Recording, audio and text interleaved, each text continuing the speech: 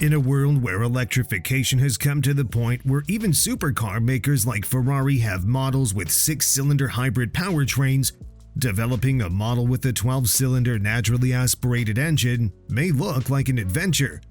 But in Ferrari's case, it's the safest possible move, because enthusiasts from all over the world are desperate to see more supercars with appropriate sonic features. That's exactly what the 2025 Ferrari 12Cilindri brings, a pure eargasm. But what else does the new have to offer, and is it a worthy successor to the excellent 812 Superfast? Those are some of the answers we're looking for. Therefore, stay with us until the end of the video, but first, make sure to like and subscribe because many more reviews are coming. With Ferrari, things are pretty easy to follow, but only if you know the company's history. If that's the case, then you know that a V12 engine has always been a pinnacle of Ferrari engineering. But in this world of electrification, that's pretty much a dying breed. Times have changed, and the industry is leaning toward full electrification. So the fact that most experts suggest this could be the last V12 Ferrari doesn't come as a surprise at all. So, what's on the offer this time? What have Ferrari engineers prepared for the model, and how does it look when compared to the outgoing 812 Superfast? Of course, we'll start with the styling, which shows a notable departure from the old model, even though the base approach remains the same.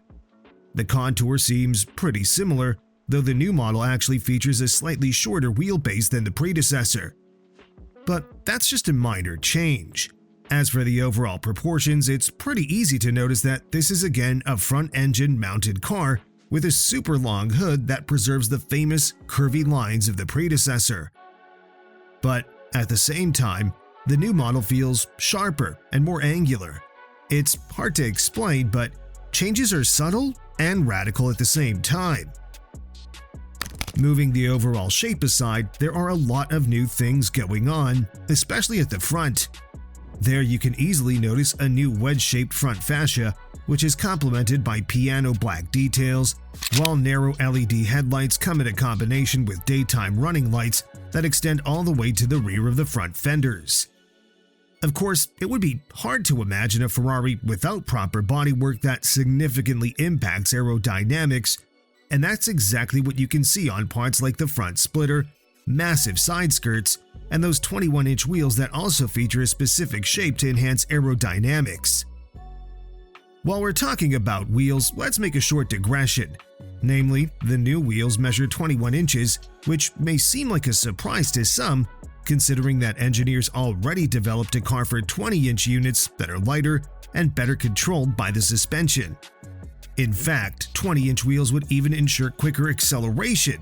But that was a bit of compromise the Ferrari design team had to make to ensure the best possible aesthetical outcome.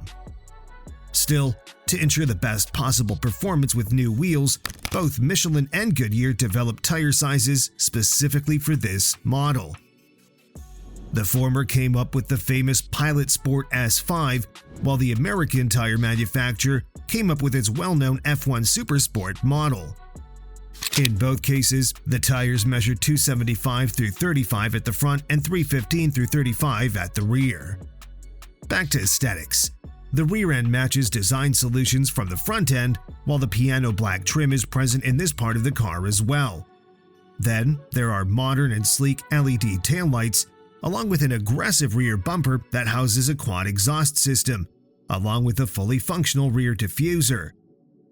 And just like the predecessor, the 12Cilindri will be offered in a convertible variant too, with pretty much the same aesthetics as the coupe, with the obvious difference in a reinforced B-pillar for a potential rollover accident. And before we get to the most interesting part of the car, the engine, let's say a few more words about the chassis and suspension setup. Essentially, things aren't significantly different compared to the 812 Competizione in this aspect. The suspension remained largely the same, just like the brakes, with 398 by 38 mm ventilated discs at the front and 360 by 32 mm ventilated discs at the rear end. As mentioned, the wheelbase has been shortened by 0.8 inches if you want us to be precise, but on the other hand, the all-new aluminum chassis with lots of extrusions and castings now offers a 15% better torsional rigidity. Another thing that carried over from the 812 Superfast is the rear-wheel steering system, which allows independent control for further enhancement of agility and stability. What hasn't carried over from the 812, but rather from other Ferrari models, such as the 296 GTB, is the so-called SSC 8.0 system, which represents the latest iteration of the company's dynamic control system. According to Italian engineers, the new version has a 10% faster learning speed and a 10% higher degree of accurately estimating vehicle behavior in a certain scenario. Italian engineers even claim that the new system can even measure the level of tire grip during steering. Everything sounds better in Italian, even when you give a car such a bland name that clearly says it has 12 cylinders under the hood. But given the circumstances in this world of electrification, this nameplate sounds perfectly fine. What's more important than the actual name is that this is still a genuine 12-cylinder, naturally aspirated engine without any electric assistance. No, it's the latest iteration of the well-known F140 engine, now with the HD suffix. This engine platform has been around for pretty much 2 decades, since the iconic Ferrari Enzo. And just like in the case of the 812 Superfast, it features 6.5 liters in displacement, and the essential features remain unchanged. We're talking about a well-known 65-degree setup of cylinders with double overhead camshafts.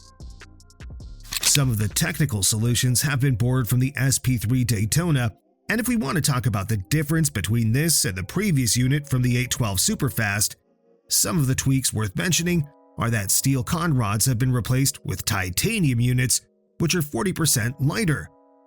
New pistons have also been installed 2% lighter, while the new crankshaft is 3% lighter compared to the predecessor. The result is an engine that can rev to a magnificent 9,500 RPM, while the max output of 818 horsepower is at just a tiny bit lower at 9,250 RPM. The max torque of 500 pound-feet is available at 7,250 RPM. One of the biggest novelties is a new 8-speed dual-clutch transmission, which replaces the previous 7-speed unit from the 812 Superfast. And besides the extra gear, the new transmission also features new ratios, while the speed shift has been increased by 5%. We can mention another interesting technical detail about the powertrain, the exhaust system to be more precise. Namely, the new exhaust system features equal-length headers that go directly into the new ceramic catalytic converters and particulate filters, which serve to help this supercar meet the latest emission standards called, on the old continent, Euro 6e, which come into effect in 2026. 818 horsepower and 500 pound-feet of torque. Besides the brilliant sonic features, the engine also ensures impressive performance. 0 to 60 takes 2.8 seconds, while the top speed of 211 miles per hour is pretty much on par with the previous generation 812 Superfast. Then 0 to 124 miles per hour takes just 8 seconds, while the braking distance from 62 to 0 miles per hour takes just 31.4 meters. Those are impressive numbers for something that's designed to be a grand tour, a Ferrari for everyday drive. So we also like that the good old 6D sensor system is still there, with the company's famous Magnetino switch that lets you easily switch between multiple drive and traction modes. The company's well-known side slip control is also there, just like the aforementioned independent 4-wheel steering system. Once you sit inside the new Ferrari 12Cilindri, one of the first things you'll notice is excellent support from those heavily bolstered seats. Then there's the dashboard design. Typically for a Ferrari, there's a full portion of carbon and aluminum trim, while the steering wheel features a tremendous number of buttons to control pretty much everything in the car. Behind the steering wheel, massive carbon fiber paddle shifters look great, and even though there are a few areas wrapped with hard plastics, there's really nothing to complain about.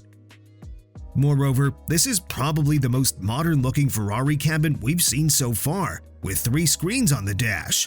The largest one, a 15.6-inch unit, is reserved for the instrument cluster, for the first time, completely digital in a Ferrari. Then, there's a 10.25" infotainment screen at the center with Apple CarPlay and Android Auto, as well as wireless charging.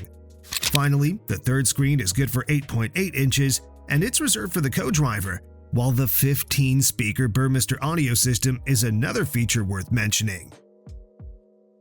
Ferrari is aiming the US as its key market, so it wasn't a surprise that the premiere just happened in Miami. Still, the North American launch won't happen before the first quarter of 2025. The coupe version will come first, but the convertible will follow right after. As for the price, the coupe is expected to cost around $425,000, while the convertible is expected to cost around $470,000.